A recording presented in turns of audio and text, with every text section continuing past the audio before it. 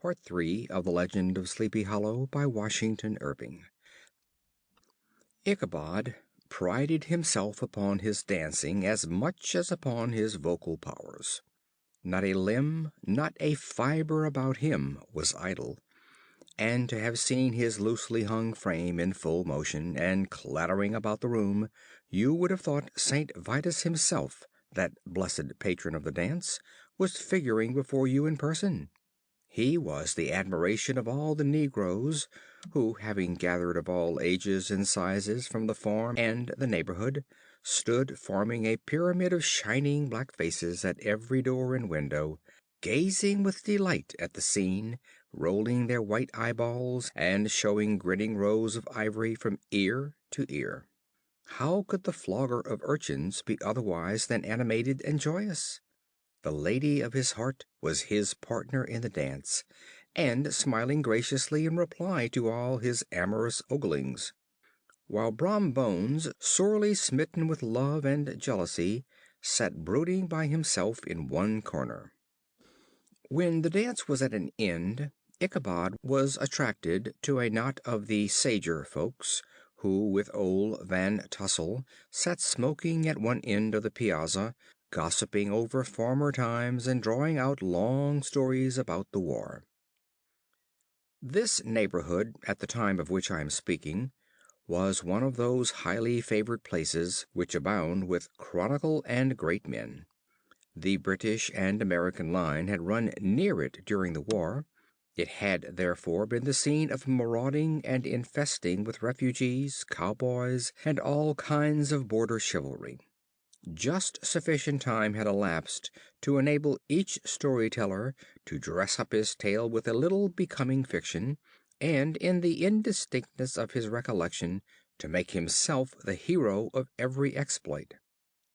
There was the story of Dofue Martling, a large blue-bearded Dutchman, who had nearly taken a British frigate with an old iron 9-pounder from a mud breastwork, only that his gun burst at the 6th discharge. And there was an old gentleman who shall be nameless, being too rich a mynheer to be lightly mentioned, who, in the battle of White Plains, being an excellent master of defense, parried a musket ball with a small sword, insomuch that he absolutely felt it whiz round the blade and glance off at the hilt. In proof of which, he was ready at any time to show the sword, with the hilt a little bent. There were several more that had been equally great in the field, not one of whom but was persuaded that he had a considerable hand in bringing the war to a happy termination. But all these were nothing to the tales of ghosts and apparitions that succeeded. The neighborhood is rich in legendary treasures of the kind. Local tales and superstitions thrive best in these sheltered, long-settled retreats, but are trampled underfoot by the shifting throng that forms the population of most of our country places. Besides, there is no encouragement for ghosts in most of our villages, for they have scarcely had time to finish their first nap and turn themselves in their graves before their surviving friends have traveled away from the neighborhood, so that when they turn out at night to walk their rounds, they have no acquaintance left to call upon. This is perhaps the reason why we so seldom hear of ghosts, except in our long-established Dutch communities. The immediate cause, however, of the prevalence of supernatural stories in these parts was doubtless owing to the vicinity of Sleepy Hollow. There was a contagion in the very air that blew from that haunted region. It breathed forth an atmosphere of dreams and fancies, infecting all the land. Several of the Sleepy Hollow people were present at Van Tassel's, and as usual were doling out their wild and wonderful legends. Many dismal tales were told about funeral trains, and mourning cries and wailings heard and seen about the great tree where the unfortunate Major André was taken, and which stood in the neighborhood. Some mention was made also of the woman in white that haunted the dark glen at Raven Rock, and was also often heard to shriek on winter nights before a storm, having perished there in the snow. The chief part of the stories, however, turned upon the favorite spectre of Sleepy Hollow, the Headless Horseman, who had been heard several times of late patrolling the country, and it was said tethered his horse nightly among the graves in the churchyard. The sequestered situation of this church seemed always to have made it a favorite haunt of troubled spirits. It stands on a knoll surrounded by locust trees and lofty elms, from among which its decent whitewashed walls shine modestly forth, like Christian purity beaming through the shades of retirement. A gentle slope descends from it to a silver sheet of water, bordered by high trees, between which peeps may be caught at the blue hills of the Hudson. To look upon its grass grown yard where the sunbeam seems to sleep so quietly, one would think that there at least the dead might rest in peace. On one side of the church extends a wide woody dell, along which raves a large brook among broken rocks and trunks of fallen trees. Over a deep black part of the stream, not far from the church, was formerly thrown a wooden bridge.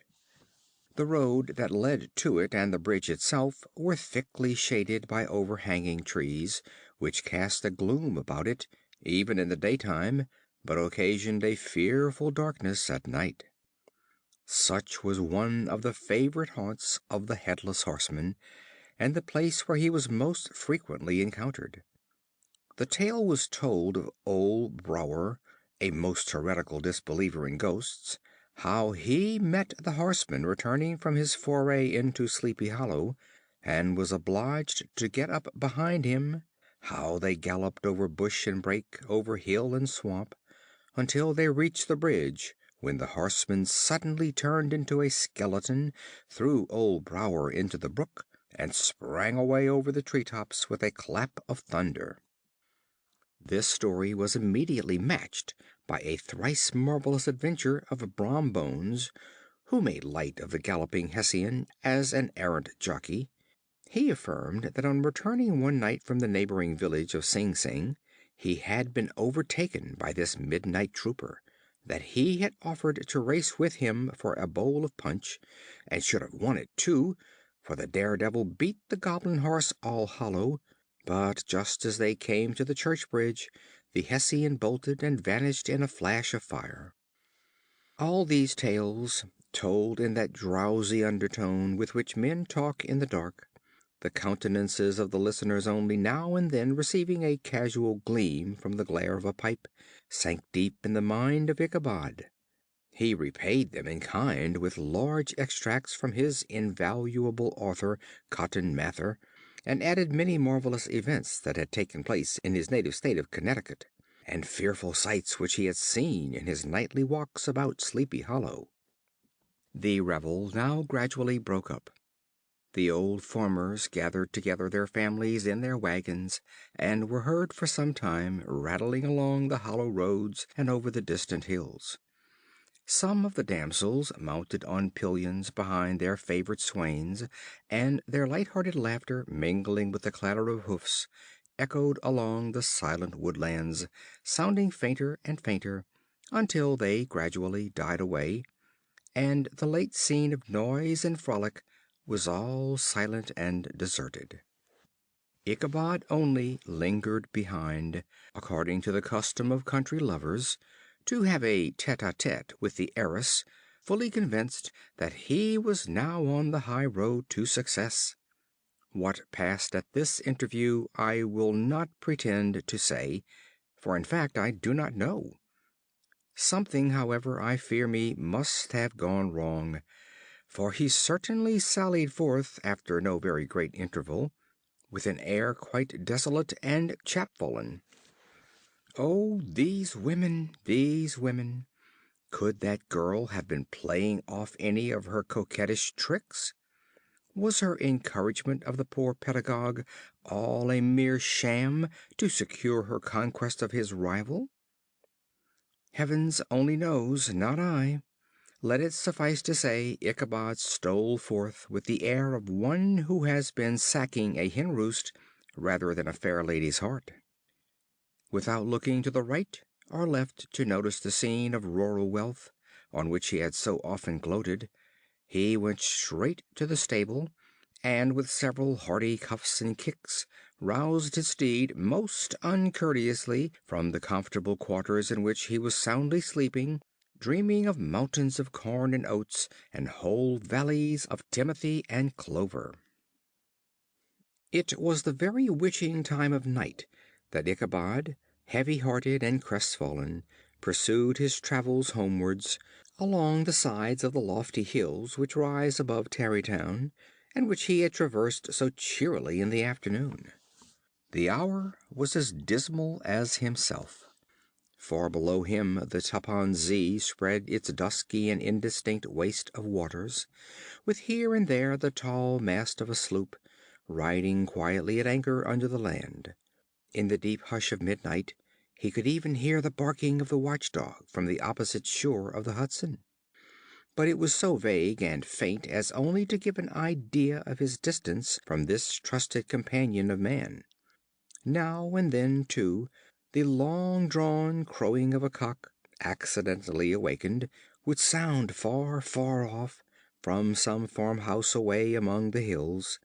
But it was like a dreaming sound in his ear. No sign of life occurred near him, but occasionally the melancholy chirp of a cricket, or perhaps the guttural twang of a bullfrog from a neighboring marsh, as if sleeping uncomfortably and turning suddenly in his bed. All the stories of ghosts and goblins that he had heard in the afternoon now came crowding upon his recollection. The night grew darker and darker. The stars seemed to sink deeper in the sky, and driving clouds occasionally hid them from his sight. He had never felt so lonely and dismal. He was, moreover, approaching the very place where many of the scenes of the ghost stories had been laid.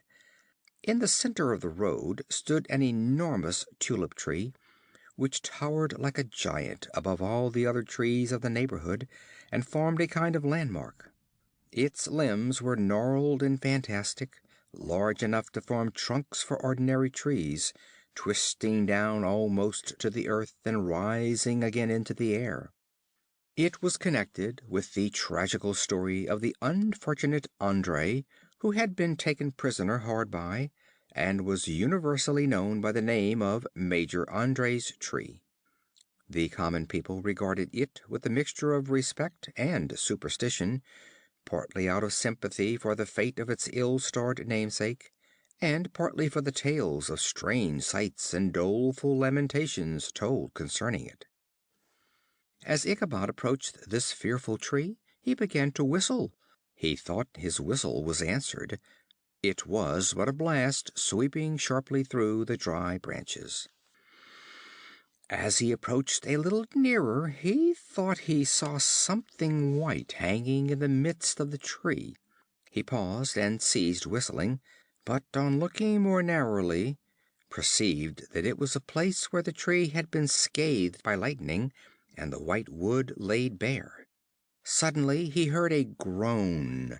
His teeth chattered, and his knees smote against the saddle.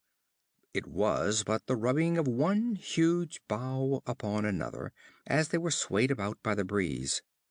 He passed the tree in safety, but new perils lay before him. About 200 yards from the tree, a small brook crossed the road and ran into a marshy and thickly wooded glen, known by the name of Wiley's Swamp. A few rough logs laid side by side served for a bridge over the stream. On that side of the road where the brook entered the wood, a group of oaks and chestnuts, matted thick with wild grapevines, threw a cavernous gloom over it. To pass this bridge was the severest trial. It was at this identical spot that the unfortunate André was captured, and under the covert of those chestnuts and vines were the sturdy yeomen concealed who surprised him. This has ever since been considered a haunted stream, and fearful are the feelings of the schoolboy who has to cross it alone after dark. As he approached the stream, His heart began to thump. He summoned up, however, all his resolution, gave his horse half a score of kicks in the ribs, and attempted to dash briskly across the bridge; but, instead of starting forward, the perverse old animal made a lateral movement, and ran broadside against the fence. Ichabod, whose fears increased with the delay, jerked the reins on the other side, and kicked lustily with the contrary foot. It was all in vain.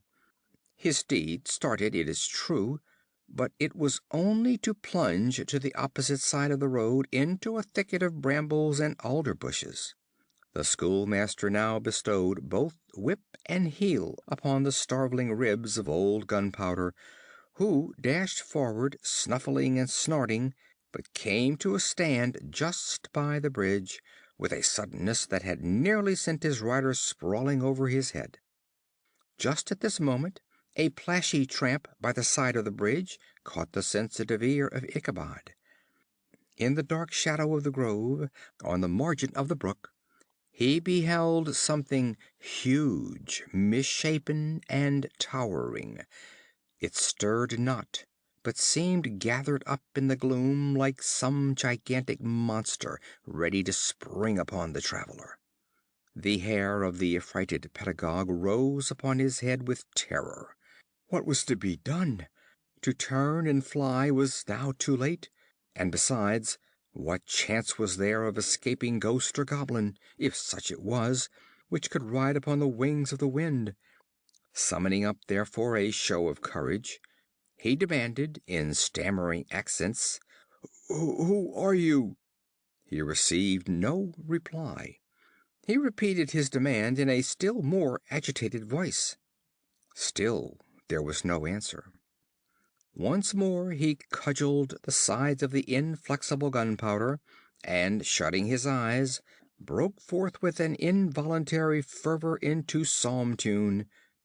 Just then the shadowy object of alarm put itself in motion, and with a scramble and a bound stood at once in the middle of the road. Though the night was dark and dismal, yet the form of the unknown might now in some degree be ascertained. He appeared to be a horseman of large dimensions, and mounted on a black horse of powerful frame. He made no offer of molestation or sociability, but kept aloof on one side of the road, jogging along on the blind side of old Gunpowder, who had now got over his fright and waywardness. Ichabod, who had no relish for this strange midnight companion, and bethought himself of the adventure of Brom Bones with the galloping Hessian, now quickened his steed in hopes of leaving him behind. The stranger, however, quickened his horse to an equal pace. Ichabod pulled up and fell into a walk, thinking to lag behind. The other did the same. His heart began to sink within him. He endeavored to resume his psalm tune, but his parched tongue clove to the roof of his mouth, and he could not utter a stave. There was something in the moody and dogged silence of this pertinacious companion that was mysterious and appalling. It was soon fearfully accounted for. On mounting a rising ground which brought the figure of his fellow traveler in relief against the sky, gigantic in height and muffled in a cloak, Ichabod was horror struck on perceiving that he was headless. But his horror was still more increased on observing that the head which should have rested on his shoulders was carried before him on the pommel of his saddle. His terror rose to desperation. He rained a shower of kicks and blows upon Gunpowder, hoping by a sudden movement to give his companion the slip. But the spectre started full jump with him. Away then they dashed through thick and thin, stones flying and sparks flashing at every bound. Ichabod's flimsy garments fluttered in the air as he stretched his long, lank body away over his horse's head in the eagerness of his flight. They had now reached the road which turns off to Sleepy Hollow, but Gunpowder, who seemed possessed with a demon, instead of keeping up it, made an opposite turn, and plunged headlong downhill to the left. This road leads through a sandy hollow shaded by trees for about a quarter of a mile, where it crosses the bridge famous in goblin story, and just beyond swells the green knoll on which stands the whitewashed church. As yet, the panic of the steed had given his unskillful rider an apparent advantage in the chase, but just as he had got halfway through the hollow, the girths of the saddle gave way, and he felt it slipping from under him. He seized it by the pommel and endeavored to hold it firm, but in vain, and had just time to save himself by clasping old Gunpowder round the neck when the saddle fell to the earth, and he heard it trampled under foot by his pursuer. For a moment the terror of Hans Von Ripper's wrath passed across his mind, for it was his Sunday saddle, but this was no time for petty fears. The goblin was hard on his haunches, and, unskillful rider that he was, he had much ado to maintain his seat, sometimes slipping on one side, sometimes on another, and sometimes jolted on the high ridge of his horse's backbone with a violence that he verily feared would cleave him asunder.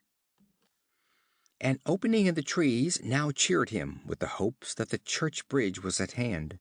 The wavering reflection of a silver star in the bosom of the brook told him that he was not mistaken. He saw the walls of the church dimly glaring under the trees beyond. He recollected the place where Brom Bones's ghostly competitor had disappeared. "If I can but reach that bridge," thought Ichabod, "I am safe." Just then he heard the black steed panting and blowing close behind him.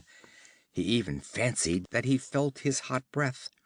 Another convulsive kick in the ribs, and old Gunpowder sprang upon the bridge. He thundered over the resounding planks, he gained the opposite side, and now Ichabod cast a look behind to see if his pursuer should vanish according to rule in a flash of fire and brimstone. Just then he saw the goblin rising in his stirrups, and in the very act of hurling his head at him.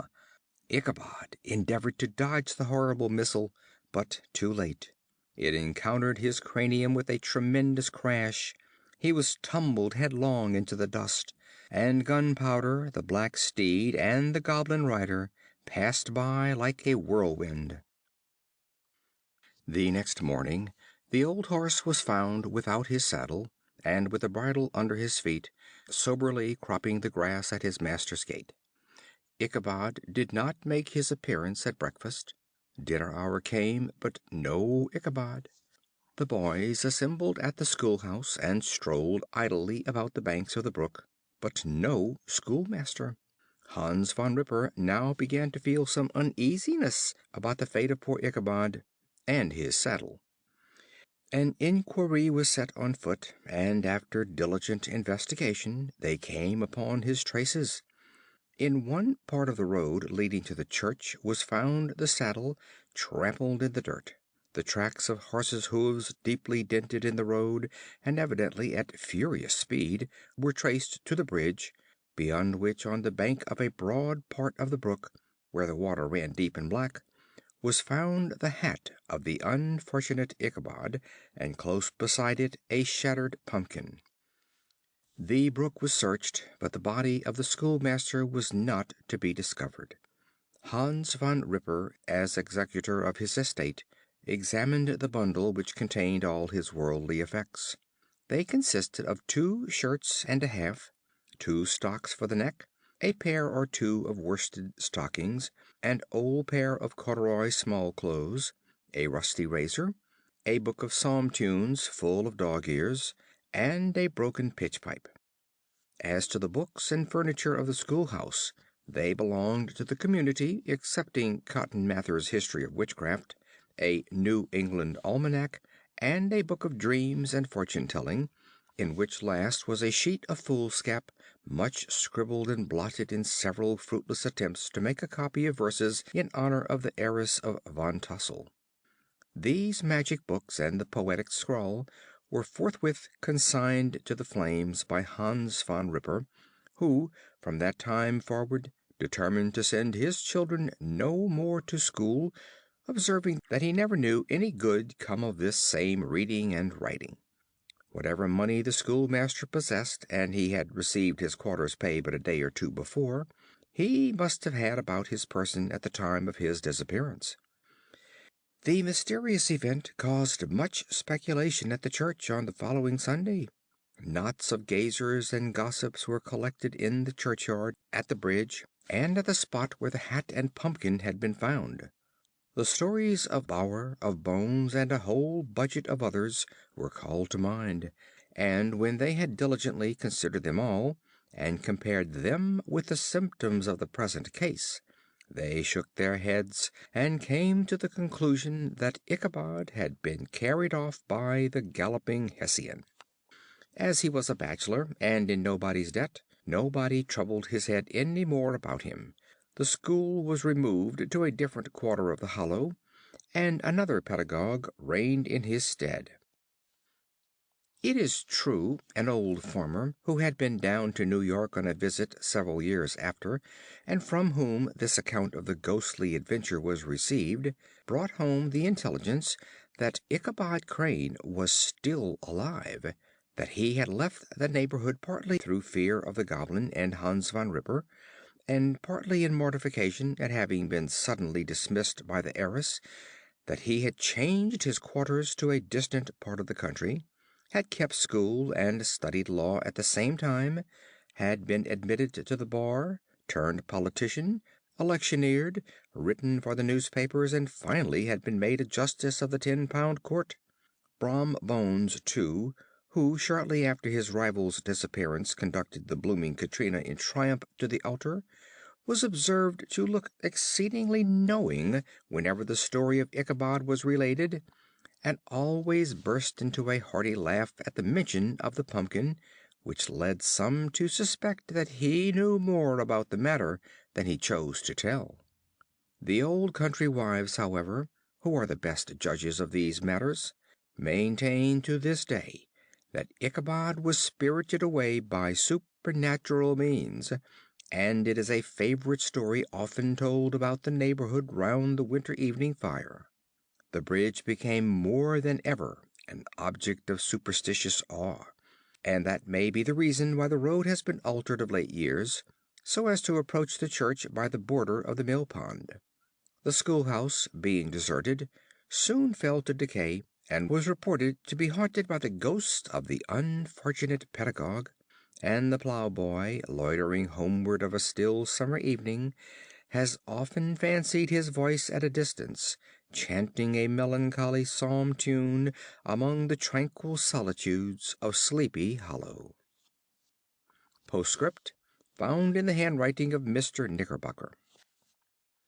The preceding tale is given almost in the precise words in which I heard it related at a corporation meeting at the ancient city of Manhattoes, at which were present many of its sagest and most illustrious burghers.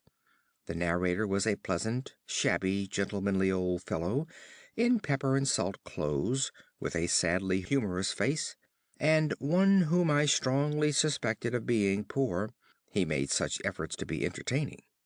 When his story was concluded, there was much laughter and approbation, particularly from 2 or 3 deputy aldermen, who had been asleep the greater part of the time. There was, however, one tall, dry-looking old gentleman with beetling eyebrows, who maintained a grave and rather severe face throughout, now and then folding his arms, inclining his head, and looking down upon the floor, as if turning a doubt over in his mind. He was one of your wary men, who never laugh but upon good grounds, when they have reason and law on their side. When the mirth of the rest of the company had subsided and silence was restored, he leaned one arm on the elbow of his chair, and sticking the other akimbo, demanded, with a slight but exceedingly sage motion of the head and contraction of the brow, what was the moral of the story, and what it went to prove. The storyteller, who was just putting a glass of wine to his lips as a refreshment after his toils, paused for a moment, looked at his inquirer with an air of infinite deference, and, lowering the glass slowly to the table, observed that the story was intended most logically to prove that there is no situation in life but has its advantages and pleasures, provided we will but take a joke as we find it. That therefore he that runs races with goblin troopers is likely to have rough riding of it. Ergo, for a country schoolmaster to be refused the hand of a Dutch heiress is a certain step to high preferment in the state. The cautious old gentleman knit his brows tenfold closer after this explanation, being sorely puzzled by the ratiocination of the syllogism, while methought the one in pepper and salt eyed him with something of a triumphant leer. At length he observed that all this was very well, but still he thought the story a little on the extravagant. There were one or two points on which he had his doubts. "Faith, sir," replied the storyteller, "as to that matter, I don't believe one half of it myself." End of Part 3. End of The Legend of Sleepy Hollow,